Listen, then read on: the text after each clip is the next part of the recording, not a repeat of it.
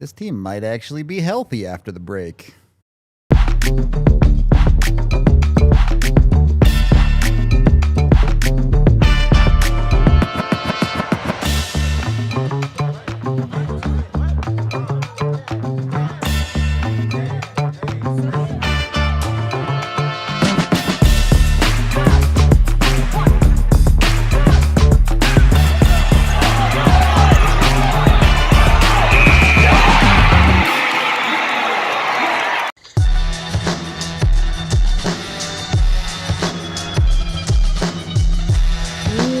Welcome in to the DNVR Avalanche Podcast, live from the Toyota Lounge, powered by your Front Range Toyota dealerships and presented by Bet365. Bailey and Rudo coming to you on an off day for the Avalanche. We'll get into, I think, it'll be a more positive show, or at least I'm going to try and be more positive on today's show. Big stretch. We'll see. We'll see how it goes. We'll hit the news first, though. For the Avalanche, more good news on the health front. Maybe not immediate, but Logan O'Connor is skating on his own.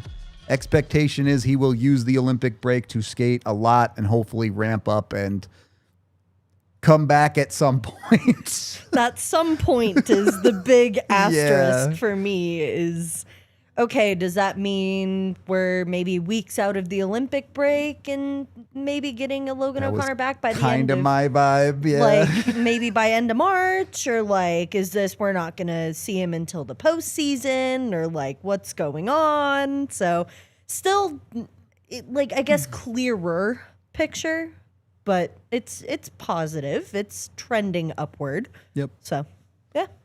Good. Again, Nature's reasonably expected to play tomorrow against San Jose, so he's totally fine. So realistically, fingers crossed no one gets injured at the Olympics. The Avs should be coming back from the break as healthy as they've been. Landy expected to play at the Olympics now. Yeah, they should be essentially fully healthy depending on where LOC is at exactly come March. Yeah. Which, good. Yeah, no, I love that is the reality the Avs are living in now. Now, my biggest worry, and it's been the worry since, the Olympics being announced and all the nuance about the ice and things of that sort. Let's hope that the players going there can come back healthy, because we're sitting here talking about the healthiest version of the Colorado Avalanche that they've seen all season. Yeah. That's not going to matter if a Nathan McKinnon or Martin Netjes or... Cale Makar being made of steel the way he is coming back and, maybe if you're missing those guys, you're in trouble. Yeah. I do have hope, not that there won't be extremely high-level, high-effort competition in the Olympics, but international tournaments, generally speaking, have a significantly lower level of physicality. You don't run yourself into those dangerous situations as much. Right. That isn't to say that there isn't a risk there. Guys absolutely get hurt at international competitions and screw up their seasons. So you have to hope for the best on that front. But, you can also dream about the good side, where there's a very good chance that an Avs player wins a gold medal. Yeah. And then they get to try. More than one. Yeah. A few. There's a pretty good chance 3 Avs win a gold medal. Yeah, at least. And then they get to try to win a gold medal and a Stanley Cup in the same season. Yeah. So have fun. I love it. That cool. could be a positive. More and more hardware. I love go. it. Yeah. So not really a major update from the Avs on this one, other than just slightly improving health. Obviously, they have San Jose tomorrow, so that's what they're focused in on. But I want to hear from Jared Bednar as well, as he talked for quite a while at practice today, including the LOC situation. And he actually seemed reasonably positive about some things from last night's game, too. So, Bedsy, bringing the positive vibes for you. A couple of guys, but I wanted to make sure that you guys end this first half here with a good taste in your mouth going into the break. Just what are you wanting to see from the group tomorrow? Yeah, I mean, I'd love to see us get the result we want. Been pretty happy with the process even last night, judging our team on the competitiveness and being responsible defensively. Scoring hasn't come in easy for us here recently. So putting the whole package together tomorrow and playing a good hockey game that we can be proud of, and then hopefully getting the result. I'm sure you're sick of us talking about the power play, but just are you seeing positives that you like, things you want to take out, or is it still just the inconsistency that you talked about? There's some inconsistency there for sure, but I like going to the process of the last couple of games. I think we killed most of the first power play ourselves yesterday, and then I like the second one. The two in Detroit were outstanding. That's kind of, so if I'm going to, like, I can't carry the baggage of 45, 50 games into every game, right? I think you have to reset and take what you can learn from the night that you have and what you liked about it, and try to implement that more often and get more consistent with it. And I think Detroit, we should have had 2 power play goals, and last night we could have had another one. But we also have to find a way to get a couple in the back of the net here. I think that goes a long way. They get rewarded for their hard work and for doing the right things in their execution, and then it'll start to snowball. Like right now, it's kind of a snowball going downhill the other way, and we need to have a big night one night and get it turned around, and then try to repeat that performance. But I look at the Detroit game and say, yep, there's a lot of repeatable things there, a lot of things we liked, and you got to come back with it and do it again until you get rewarded. Kind of on that note, every win, every loss is different, but has there been a common denominator with the losses that you've had? Has it been something that you've seen that's kind of crept into each one of those, or is it something different each game? I think there's like a little bit of something different each game, but I've said this before that, in our recent stretch of play, like now we've won and lost, and we're 500 or whatever over the last, it's a large stretch of games now. And to me, it's like we're like I liked our conscience and the way we defended yesterday. I liked the way we did it in Toronto. I liked the way we did it in Detroit. So I think we're stringing together some good defensive games. I can throw the Ottawa one out of that because I didn't like that at all from an energy standpoint, and from we just didn't do enough.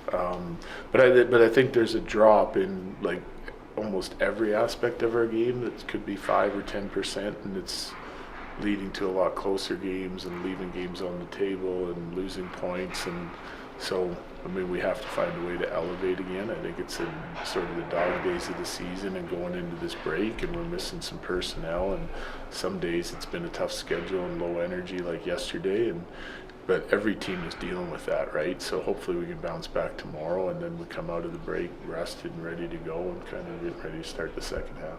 Do you believe that the team just needs to simplify their game a little bit, maybe make less passes and try not to overcomplicate the process, especially on the power play? No. I think that the process is good, 5-on-5, even offensively, but there's an element of competitiveness and work that's involved that we're putting in, but we haven't scored easy in some of these games, even 5-on-5 on some of our chances. I think we did enough last night to score 1 or 2 and win the hockey game. We did not, so that it goes that way sometimes. I think we've run into some hot goaltending on some nights. I think we haven't been great defensively some nights. When it comes to the power play, I think it's much more involved than that. Yeah. What has the player reception been to some of these difficult conversations around the power play?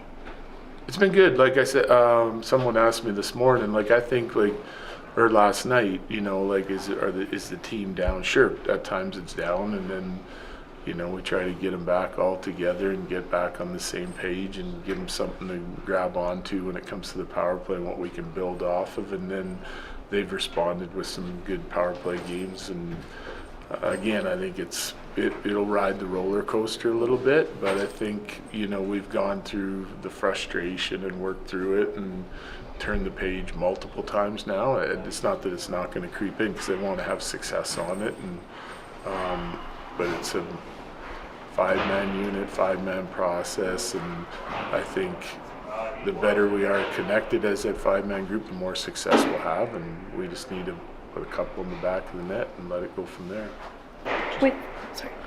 Gavin, it's been a while since you scored a goal, and he's one of those guys that he's been here all year, but he could go to the AHL like during this break. Yeah. Is this more of like he maybe needs the break just because this is probably his first full pro season, or kind of how do you got to work with that? Yeah, we haven't talked about that, but I think, you know, all of our guys, based on our schedule and guys that are playing every night, it's probably a welcome break for some to try and get rested, try to get healthy, try to, you know, get refreshed, and for what's going to be a real tough stretch coming out of it. I think we're 27 games in 52 days, so yeah, as much rest and recovery as we can get during that time, and then still getting back to work and getting on the same page and getting dialed in again for the start coming out of the break is really important. Is there a concern for the guys that are playing in the Olympics that are not necessarily getting that break, and to have that time to rest and? Yeah, sure. Yeah, I mean, but that's part of it, right? Everyone's dealing with it. It is what it is. You play the schedule that's laid out in front of you, and for some guys it's rest, and so for some guys it's going to be some intense hockey.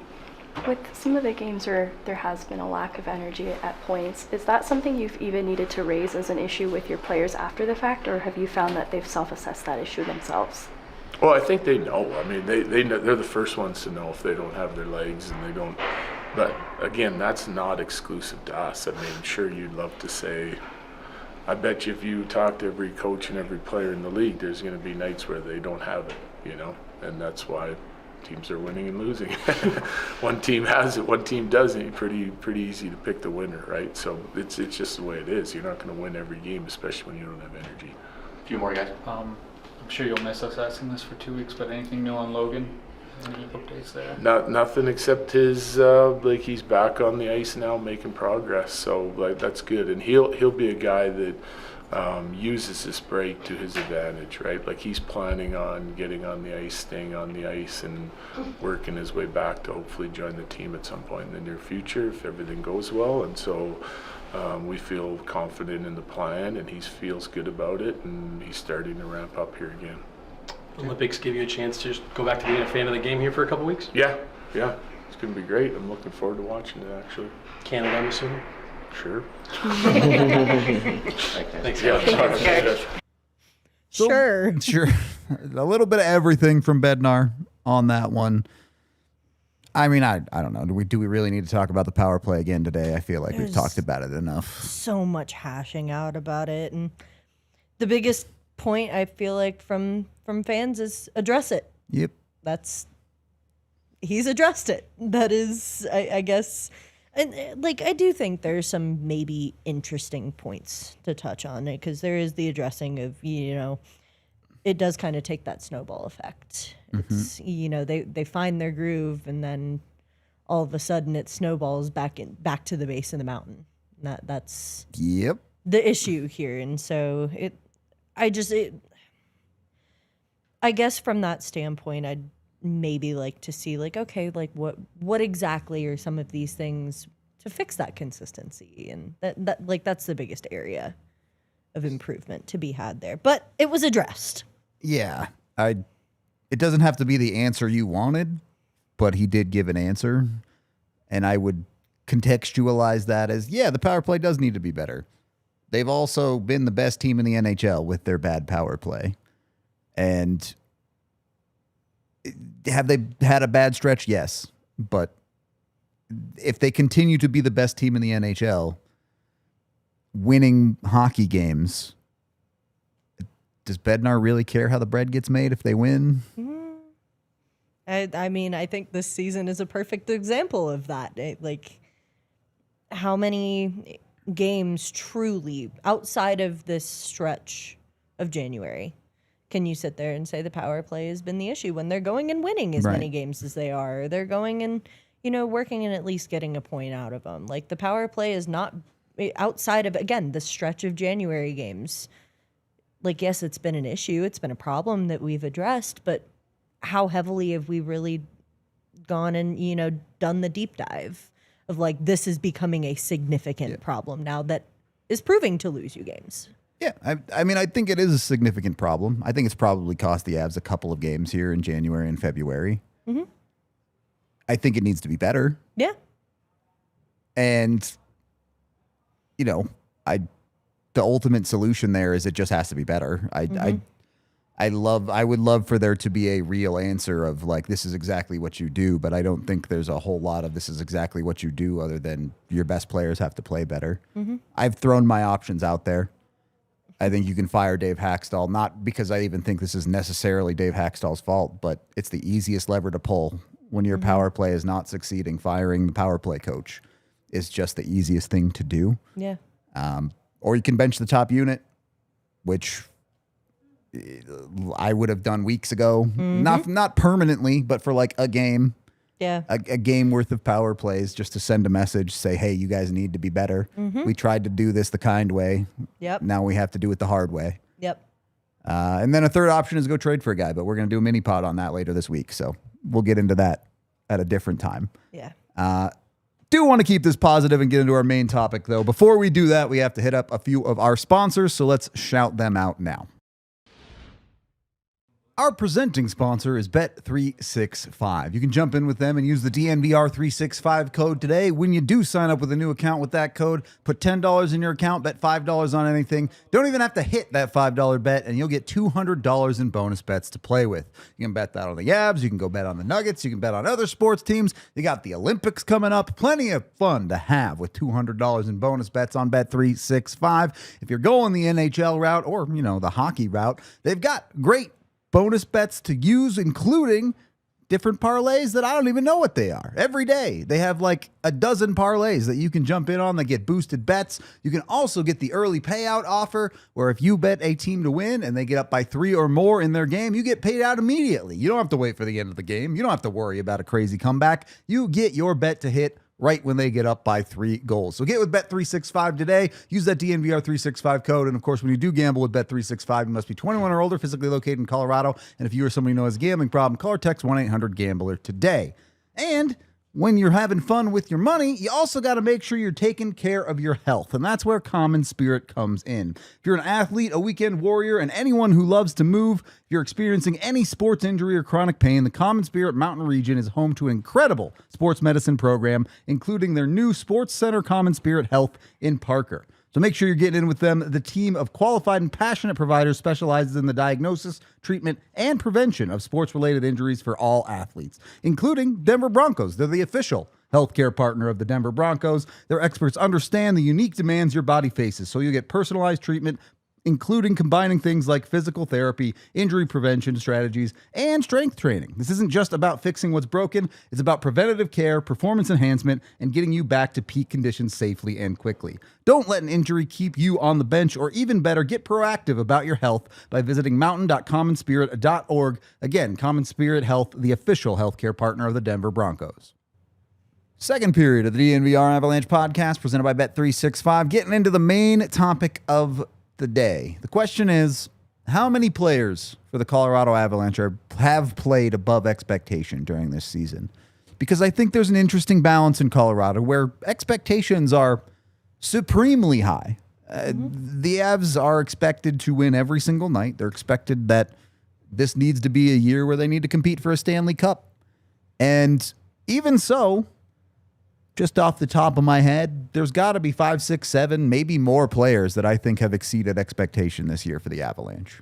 No, absolutely. And I think if you had gone and, preemptively asked me this question at the beginning of the season, some of my answers might have been a lot different than a lot of the guys that I'm looking at now. You're going into this season expecting a lot out of Mackenzie Blackwood with the big contract that he signed and sticking around for a long time, not expecting a whole lot out of a guy like Scott Wedgwood, who's like one of the guys I assume we'll be getting into here. But looking at up and down this lineup has been a testament to the amount of depth that this organization has, and something that a lot of coaches coming into Colorado or just playing Colorado, having them on the other side of the ice, has said, like, it's not just the top guys you worry about. It comes from getting a guy like Gavin Brindley, who is, has been a big surprise for this roster, getting big things out of Parker Kelly, getting bigger things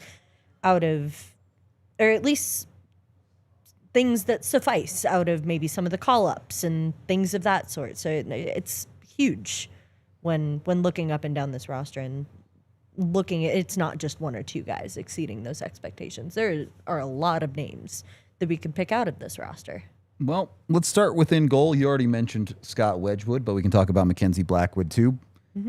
Fair to say both of them have exceeded expectations? Yes.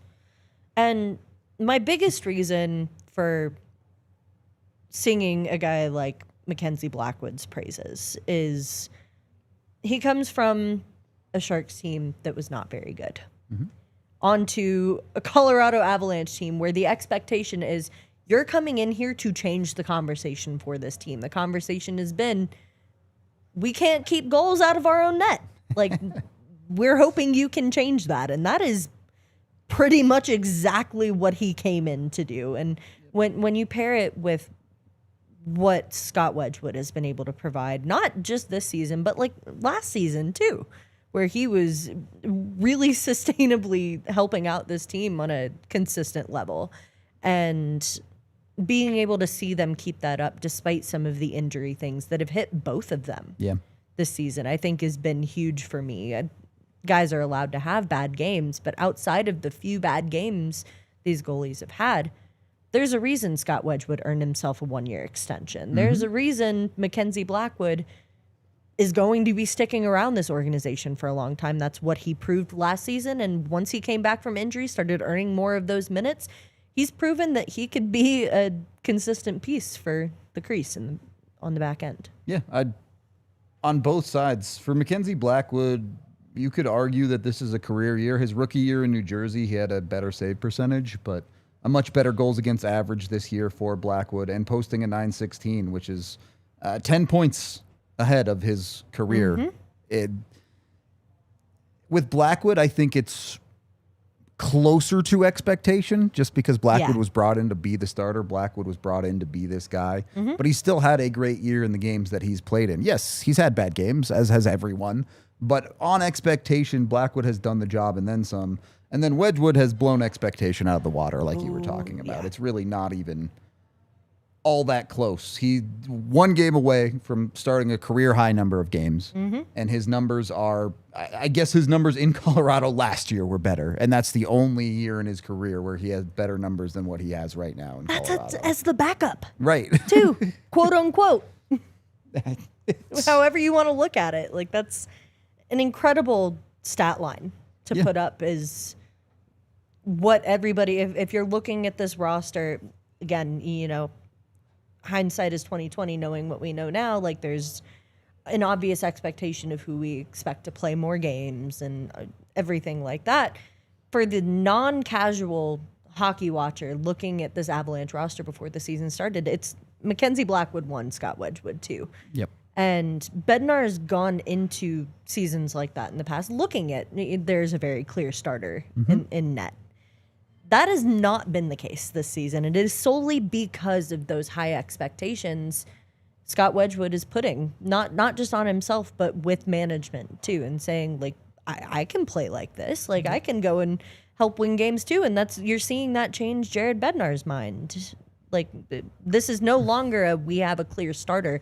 This is a we're playing the goaltender that's going to give us the best chance of winning the game. That is not a mindset we've seen from Jared Bednar in the past. Or at least not recently. He certainly, historically, has thought his starter gives him the best chance to win at all times, but it has felt a lot more like a tandem this year. How much of that is dealing with nagging injuries and things like that, I don't know.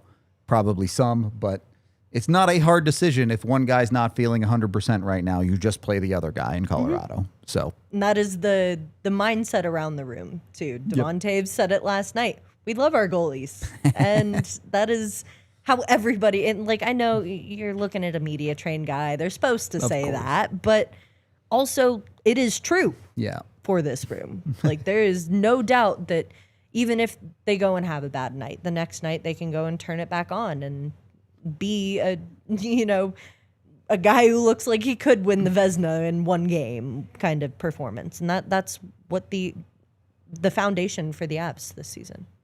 So exceeding expectations statistically, Is Scott Wedgwood also exceeding expectations in the he's a total nerd category?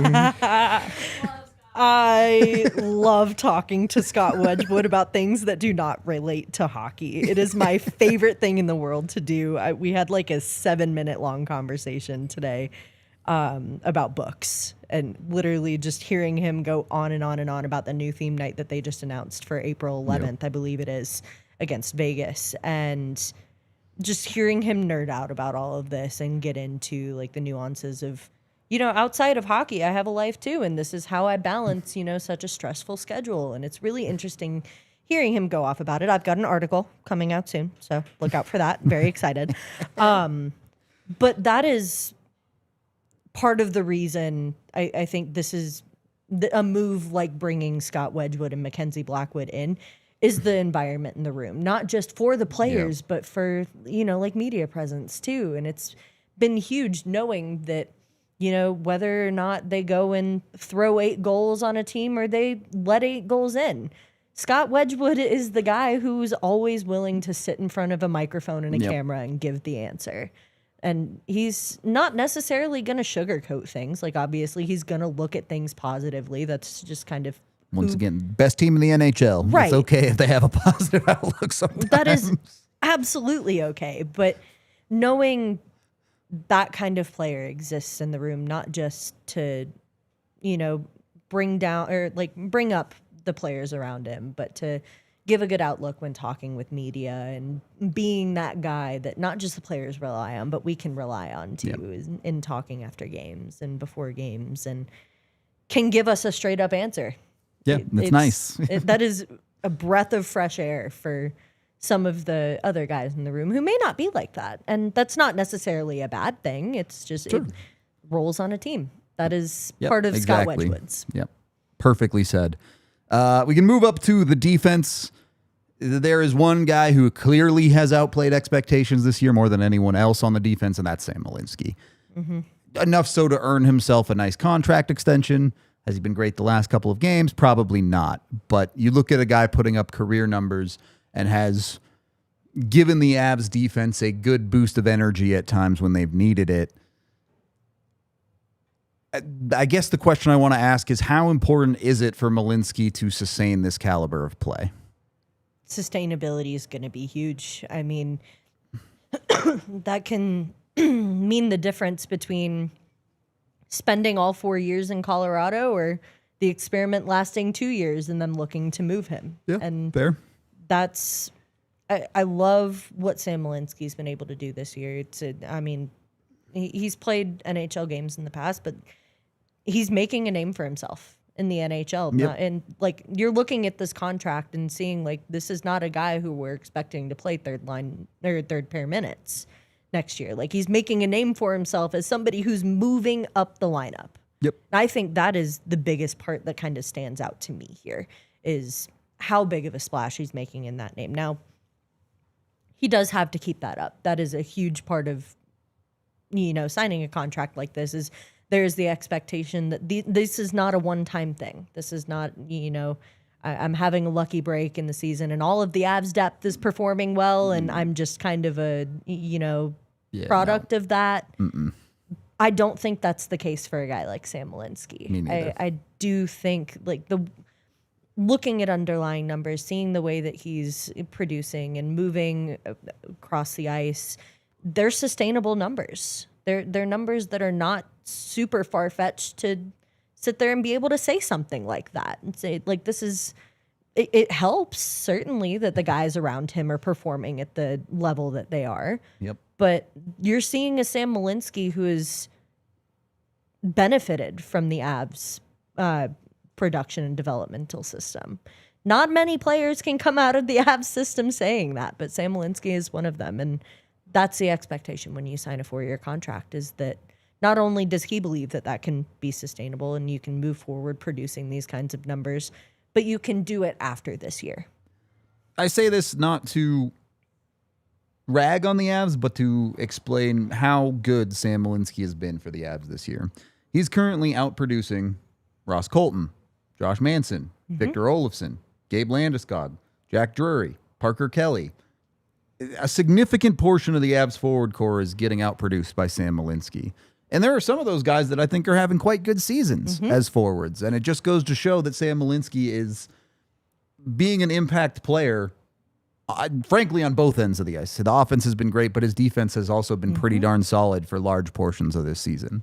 I think it also helps to the fact that, I mean, we talked about it when we did our contract show episode, but the versatility of a player like Sam Malinsky too. And you're talking about this being his, one of the first full seasons of his career in the NHL. And Bednar's already looking at him as being the guy who can play on the left side. Or, if you need that guy playing next to a Cale Makar in Devon Taves' absence, like we've seen that multiple times and Taves being gone. Yep.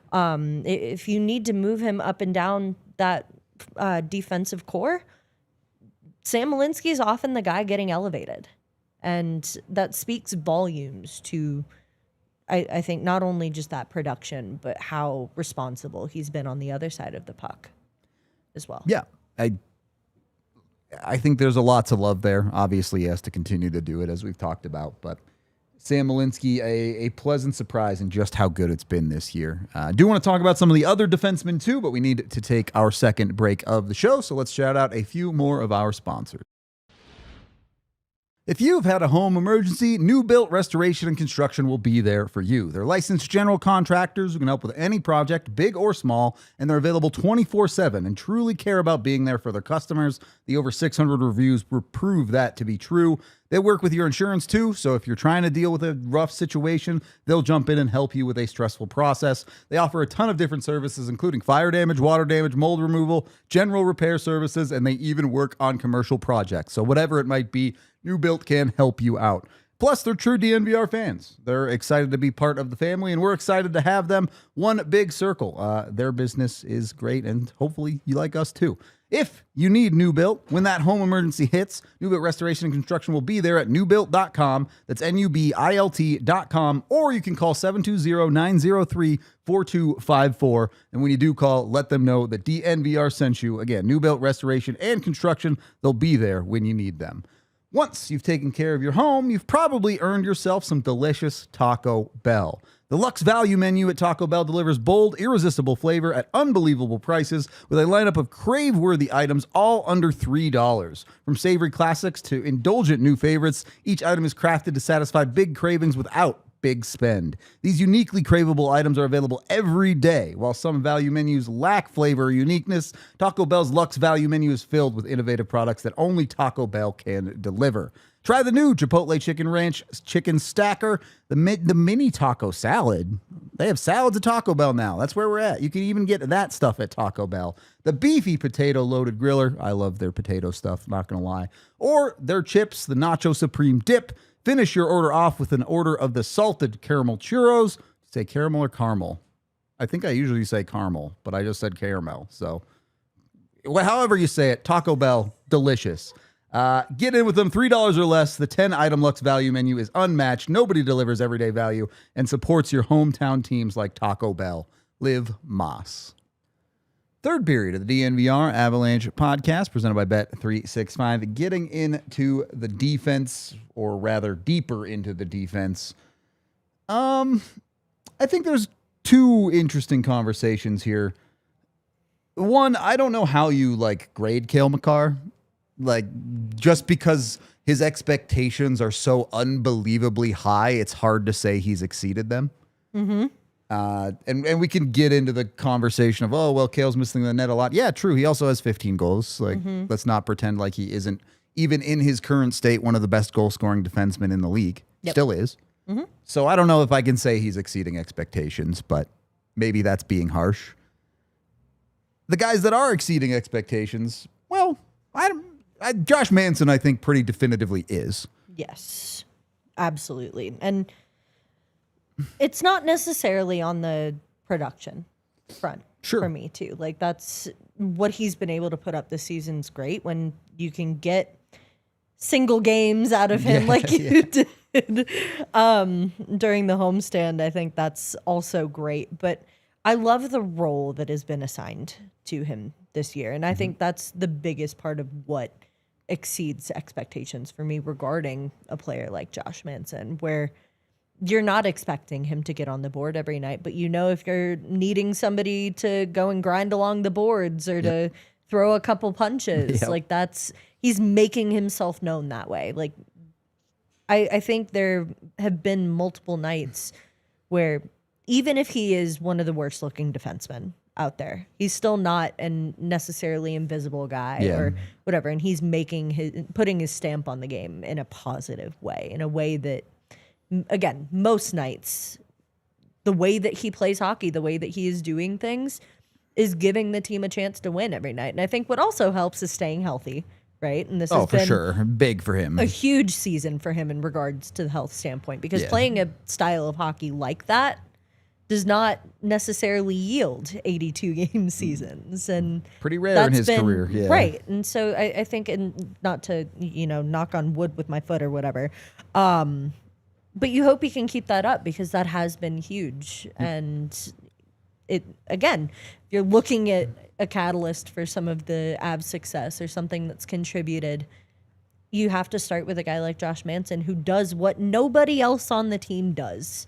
The next closest is a Gabe Landeskog. And even then, not Hasn't on the been same in. level. Yeah. Not only has he been injured, but it's still, I would argue, not to the same extent that a guy like Josh Manson provides it. For sure. It's a role the Avs need. And not only is he doing that, the production is there. Josh Manson's best season in Colorado was 25 points in 76 games in 23-24. Currently sitting on 23 points in 54 games this year. On pace to have his best season. I mean, you could argue he's already had his best season as an Av, to be honest. Yeah. It's been that good from Josh, especially when you've seen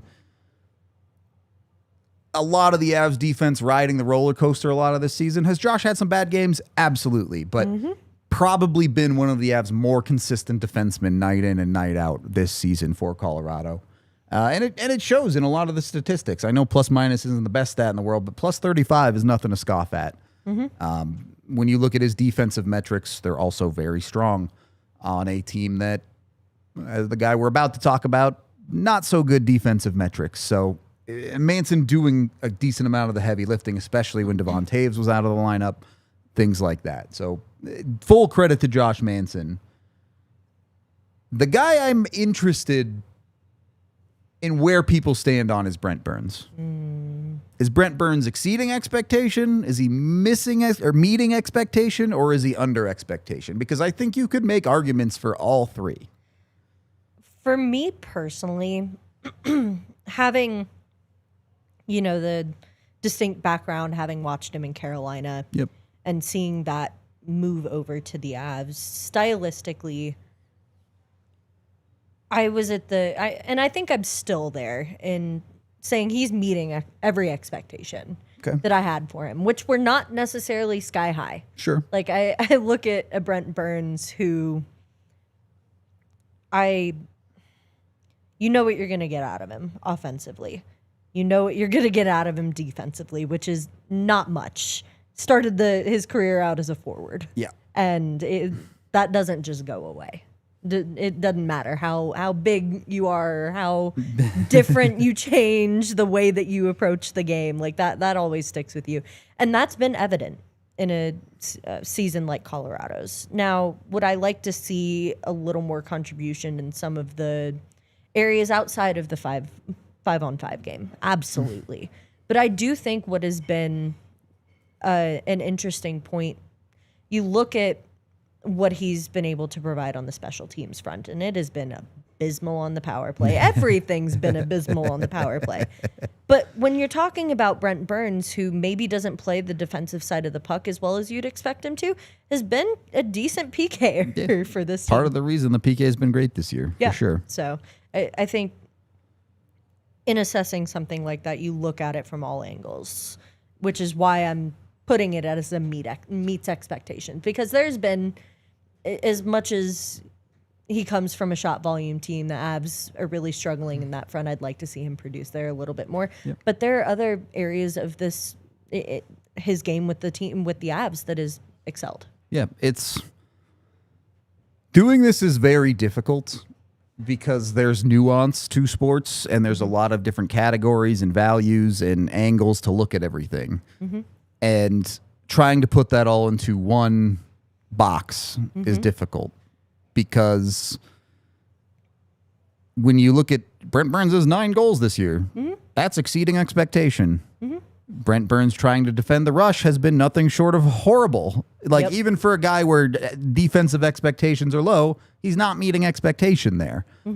So you have all these categories, and then you try to conglomerate it into one, is he meeting expectations comment. And we do that because there's only so many hours in a day. There's only so many things you can dig into that you have to be able to generalize a little bit and just live with that statistic or number or statement or whatever it is. But realistically, a lot of these players may be exceeding expectations in one category and under expectations in another. And some of that is, how do you get the most out of them by deploying them correctly? Or what do they need to improve on versus should they continue to focus on what they do best? There's a lot of conversation in there. And I think Brent Burns is one of those guys that applies to heavily. But the other unique situation, I think, with Brent Burns is that guy might need the break as much as anyone. And like, I'm not trying to be mean. I could barely run a mile and I would be dead. And I'm sure Brent Burns could run a marathon and not even break a sweat. But for a guy who's on the other side of 40, for the schedule that the NHL has had this year, that's something that's going to add up on a guy's body like Brent Burns in a way that I think maybe isn't affecting some of the other guys quite as much. And a good 3 weeks off for him could see him revitalize, and maybe we're not seeing him struggle to keep up defensively the way we've maybe seen over the past 2-3 weeks. That's where I think when looking at Brent Burns, you talk about the nuance of sports and there being so many moving parts to it. He, for me, when looking at this team, is the personification of that. Yeah. You talk about how, doing what the Avs system requires of you as a defenseman is already hard enough. And he's meeting those expectations, and that's why I put a lot of these different categories for him in a meets expectations kind of box, because he is 40 plus years old. Like, he is still doing everything that he is doing and meeting and excelling in some parts of the game while doing so. I think that especially when you take in the context of a condensed season, and meshing a condensed season with the way that the Avs play is really, really difficult on the body. And Brent Burns, he's had some not great games with the team, but he's still keeping up, I would argue. Like, he's still contributing in areas that they need him to. And there's a give and take there, too. And obviously, like, if you're looking at a Josh Manson, I was going to bring up, like, a lot of his maybe breakdowns have to do with maybe playing with Brent Burns and having to pick up some of that slack. And I think the same can be said. Josh Manson, I think, allows Brent Burns to, excel in other areas while kind of taking part in the defensive side of the conversation, where he also makes mistakes. But it is really big when you're talking about that age gap for him, and the fact that he is still keeping up in a lot of these areas. And for the most part, like, doing everything that is asked of him. Yeah, I think that's, for the most part, fair. It's one of those things where ultimately this season for the Avs, it's going to come down to what you do in the playoffs. Josh Manson has proved repeatedly in Colorado that when the chips are down and comes to playoff time, he absolutely steps up. Bit of an unknown for Brent Burns in Colorado, so we have to see when we get there on that front. But yeah, do you want to talk about any of the other defensemen, or should we move to the forwards? I think yeah. Cool. Let's move on to the forwards. If we start with the bottom 6, roughly, obviously guys move around the lineup, but start with obvious answers here. The guy who's maybe exceeded expectations the most in the Avs bottom 6, I'm not counting Gavin Brindley and Zakhar Bardakov because they have had no NHL games prior to this season. I guess Gavin Brindley had one NHL game prior to this season. They've obviously exceeded expectation simply by existing in the NHL lineup. But for someone who has an NHL track record, Parker Kelly has to be the king of exceeding expectation in this forward core, right? You're looking at Parker Kelly, whose best season before this was with the Colorado Avalanche last year. Yep. Before that, 18 points to finish out his career with the Ottawa Senators. He has 21 right now, has scored the most goals Yep. in his career. And it's not by like a tiny bit, like 1 or 2. Like his career best is 8 goals. He has 12 this year. That is no slouch from Parker Kelly when, I mean, I feel like I talk about roles a lot, but when looking at Parker Kelly, you're looking at a guy who's getting in front of the puck, blocking a lot of shots, doing whatever he can to sacrifice the body to keep a goal out of his own net.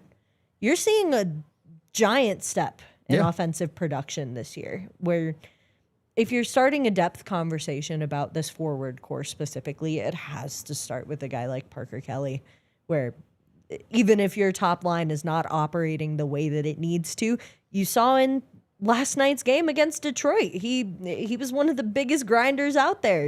Wish he could have finished, right? But I mean, that's a problem with everybody in that game. So I'm not wrong. I'm not throwing that solely on Parker Kelly. Don't do that to him. But it's like that conversation starts with him and what he's been able to produce and how he's grinding, the way he finds himself in front of the net or with chances on his stick, putting himself in the right place positionally. There's a lot of growth. For sure. I think that has happened in Parker Kelly's game. And it's why he earned the extension that he did too, sticking around for a long time.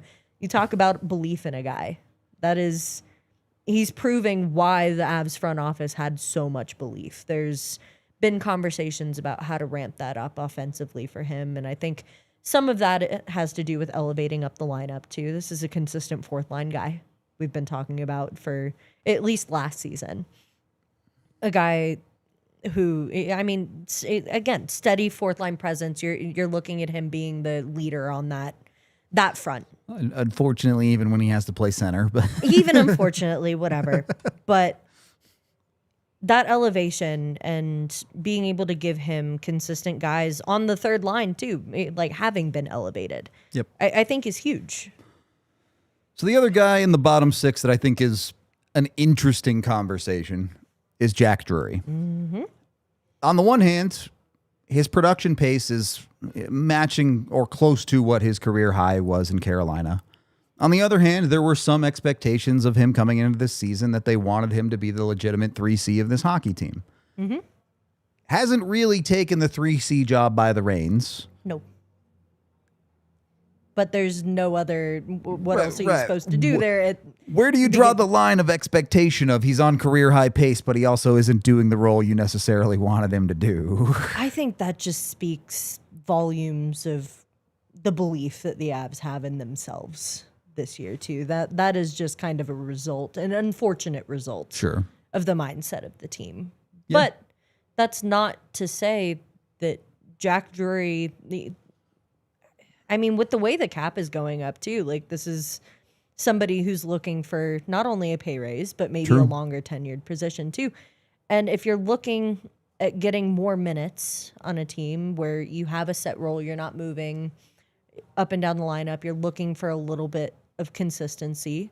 Colorado has the ability to give that to him. Mm-hmm. And they've put a lot of trust in him, whereas, Carolina maybe didn't have that in him to fulfill those specific roles. Sure. Colorado's leaned a lot more into the kind of player he is, heavy in the face-off dot. You see them working on that constantly. That is one of the biggest points of emphasis on his game when you're looking at practices at morning skates that he is excelling at. I mean, you're looking at a 59.2 percentage in the face-off dot good. this season, which is more than a lot of centers, a good portion of centers can say in the league. Almost all of them. That's on. We're talking about a bottom 6 guy who's vying for that 3C spot. Mm-hmm. Now, I think the offensive part of it, you got to look at what kind of player Jack Drury is, and he's not the kind of guy that's going to go and score goals. So if you're expecting him to take that 3C role by the reins, you're asking him to be a different player than he is. Yeah. And that's where I think we as, people who analyze this and get into the nitty-gritty have to kind of tamper expectations a little bit too. You want more out of a guy who's expected to be a 3C. You want more of that scoring prowess. It's the same problem we had with the Brock Nelson at the beginning of the season. He's taken off and done great things. Yeah. I see that expectation with Jack Drury, and it's just not who he is. So I don't know as though I can say that it's not meeting expectations for me. Is this more of a conversation of unrealistic expectations than it is meeting them necessarily? For a guy like Jack Drury, absolutely. Sure. I'm good with that. The rest of the bottom six, again, fluid lines, not going to get too much into that. I actually think Olofsson has met expectations. I certainly not exceeded them, but again, this is a guy you're paying less than $2 million to be a depth production guy, and he's got 24 points. Mm-hmm. Is he blowing you out of the water? No. Is he a guy that's long for your roster? Probably not. But he's done the job he's been tasked with this season. I think for me, Olofsson, I look at the talk that came out about him when the Avs first made the initial signing, and I'm sitting here saying, you've got a sniper who's going to work in your middle six on a very safe contract, right? And you hear the word sniper, you hear he's an excelling in the goal scoring front. He's somebody who can really help on that front in an area that the Avs don't necessarily quote unquote need help in, but he can excel that. And that's where I kind of say, I don't know if he's exceeding or meeting expectations for me, solely because I think my expectations for him were so high when he was signed with the team. Yeah. That's kind of where I'm at with him. There were certainly some hard lessons about where his ceiling is, for sure, for the Avalanche to learn. I think that's fair. And then the other side of it is Ross Colton. Which Colton is such a tough conversation. Yeah. Because unlike Olofsson, where you look at the underlying numbers and how much is he doing when he's not actually producing for you? Ross Colton does a ton for you when he's not necessarily producing. But you also can't be an NHL forward that doesn't score for 25 games. Yeah. That's where, in looking at the kind of player that Ross Colton is, he's gritty. He makes himself hard. He's pesty. He makes himself hard to play against. That is not necessarily something that contributes to the goal scoring front, but it makes it hard in the middle of the ice when you're battling for pucks or, for sure, going along the boards, and Ross Colton's there to push you around or, make it so that your job is not easy trying to go up against him. But I think for a guy who's right now, looking at a, top 6, top 9 role on the team, when you talk about roles, Jack Drury is not a goal scorer. If you're going to put him on a guy like Jack Drury's line, you got to pick up some of that slack. It cannot just be a solely defensive line. And that's where you have to look at that. And maybe you're not scoring as many goals or, creating as much offensive production as you have in past years. That needs to step up. Somebody here needs to be able to take that role by the reins. And not seeing Ross Colton do that this season, I think has been... That's where I think I would put him at a meets expectations, where if you're getting an anomaly of a scoring season out of him, I'd love that. And that's just not what we've gotten this year. And that hasn't necessarily been my expectation for him. I think he's also another one of those conversations too, like a Brent Burns, where there's a lot of different moving parts for him. True. Center, wing, second line, first line, third line. Right. Yeah. There's not been a lot of consistency for a guy like him, and that hurts. It does. Right? That's something a lot of players talk about and say, that can change the way that you're looking at the game. And a lot of talk has been about the versatility, and I think being elevated to a second line role has helped Ross Colton in some cases, but also it's a fine line Yeah. that he's walking with it. For sure. You move up into the proper top 6 guys. Brock Nelson exceeded expectations. 100%. No notes. Like, Would not have said that the first maybe 10, No. 15 games of the season. but the last right- 40? Yeah, absolutely. Has been lights out. You maybe looking at a contract that wasn't maybe a little more expensive than people wanted before people started truly setting the Yeah. standard Yeah. for 2Cs. And now- And he's One of the best 2Cs in the league. Right. Like, great. on a really realistic contract. Yeah. We'll see. You know, obviously aging curves are always an issue, but certainly for this year, exceeded expectations. Full stop. I don't know. There are multiple interesting conversations here. You're obviously dealing with a number of interesting factors. Gabe Landeskog simply playing hockey again, you could argue, has exceeded expectations. It felt like he was finally coming on, and now he's dealing with this rib injury. So, you know, where does that land? I don't think we need to get too into that one with Landy. But I want to talk about Marty Necas and Nathan MacKinnon. Because I think there are, obviously, the expectations of these guys are the moon. Like, we want them to come out and put up 3 points a night, do it every night, and be the absurd best players in the world. What I will say about Necas, and I know he's missed the last couple of games, but even when you include those in the total, Marty Necas is on a 94-point pace this year, which is very, very good. Yeah. That I think you can be critical of Necas' game at times, justifiably. I certainly have been. There are games where he disappears.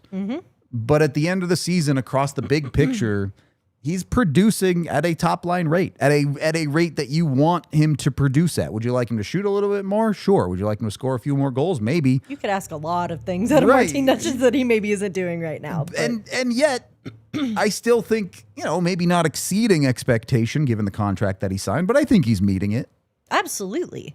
The way that I kind of grade this too is it's really hard to fully single anybody out on that top line when you're playing next to Nathan MacKinnon. He Sure. tends to elevate Yeah. the game of those around him. So I think that certainly helps. I also think too, like there's a lot of growing offensively still left for him to do. In saying all that, it is still insane to think about the fact that he is on a 90-plus point pace. Considering, like, I mean, his best season, full season in Carolina, 71 points. Yep. And you're talking about a Carolina system that moves him up and down the lineup. Like, you're not looking at a lot of consistency on any sort of line. It's one of the things that, you know, rumors said, like, he found most frustrating about that system. And I think in being able to see and grade his game is so much easier here in Colorado, where you know you're seeing stability. him. Yeah. You've got that stability of seeing him on the top line, and you can sit there and say, okay, this is the kind of player he is or is not going to be. There's nothing he needs to really earn there. Like, that has been the expectation since he hit the roster. Yeah. And the thing that kind of gets me about a guy like Martin Necas is the streakiness. Sure. That has been where kind of my expectation was at for him, is for him to be a streaky player. And if I'm going to sit there and say, like, grade him on, is he underperforming or overperforming? He's just a tick over meets expectations for me. That's fair. Because of the conversation of Nathan MacKinnon's a superstar, Cale Makar's a superstar. The expectation is that Martin Necas is going to be a superstar, making $11.5 million starting next year. Yep. That is the expectation for a guy like him. So with that, you need to be able to at least find something on the score sheet every single night, or at least every other night, or More than every other night. More for than sure. every other night. But that's the expectation for a guy like him. And for the most part, he's been able to do that. Yeah. I don't want to get lost in the sauce of a handful of bad games from Necas and as we get into MacKinnon as well. Because when you look at the big picture of the season, they're playing great. At the end of the day, far more often than not, they're getting the job done. Yep. Especially when you look at someone like Nathan MacKinnon. Yeah, the last handful of games where he's not putting the effort in are incredibly frustrating to watch in the moment. Talking about the second best player in the league when it comes to point production, this season. Dude has 91 points Yeah. in 54 games. It's... At what point do your expectations become unreasonable if 91 points in 54 Never. games is not meeting them? Nathan MacKinnon is a hockey god. There is no limit for this man. No, in all seriousness. No, I do think it's really hard looking at the last couple stretch of games. Yeah. Because it's not just him underperforming. No, of course not. Like this is the mean for the entire team. Yeah. But I still think like it's unreal what he has been able to do and perform, and the standard he's kind of setting for himself this season alone. Like you're looking at one of the best goal scoring seasons from Nathan MacKinnon in his entire career. Probably going to be the best. Yeah. So that alone puts him at meeting expectations for me. But again, looking at it from a bird's eye view, taking not like the goal scoring specifically out of it and looking at it from a point standpoint, he is doing what is expected of him. Mm-hmm. He is performing the way that you expect Nathan MacKinnon to perform on the ice, and he's doing it with flair. You see, the energy skyrockets in Ball Arena when he gets a hold of the puck in the neutral zone and starts moving and transitioning the puck. As long as it's not in overtime. Right. No, that had to get it in there. Plummets. But when you're talking about regulation hockey, like there is nothing that the sky is the limit for a guy like that. Yeah, it's important to remember these factors because it's so easy to drill into the power play, which obviously hasn't been good enough, but that's not just on Nathan MacKinnon. Right, and there's a lot more to just hockey than just the power play. There's a lot of things that the Avs are exceptionally good at. Mm-hmm. I think there's plenty of reason to be happy with the Avs heading into the break. I know they have one more game, and they might play great, they might play horrible, but don't get tunnel vision on the last 5 games. And remember that the Avs are a very, very good team that have plenty of guys meeting and exceeding expectation, and that's how you have 81 points. In the start of February. So. The big part of that, again, is going to be that consistency coming out of break. I think it's going to be very telling what version of Gabe Landeskog you're getting back, what version you can finally get Devon Taves back up to without having to manage minutes and allowing him to fully take that rest and get back into the groove of things. If the goaltending can stay sustainable and keep it up, maybe, again, you hope this solves a lot of the problems they've seen over the last 5 games. You hope so. And if it does, cool. All red in the gravy train. Unfortunately, or maybe fortunately, if they meet expectation, I think a lot of people's expectation for the Avs this year is winning a Stanley Cup. So it's walk the walk until you get to playoffs, and then you got to talk it. That's how this season will ultimately be judged, not by individual expectations, but by team expectations in the playoffs. So that's where the Avs will have to earn their money. We're going to wrap up today's show since we're already in overtime. We appreciate all y'all hanging out. Back tomorrow, pregame, watch along, postgame. Join us for that. We appreciate y'all. This has been the DNVR Avalanche Podcast presented by Bet365. We all silly like the mayor.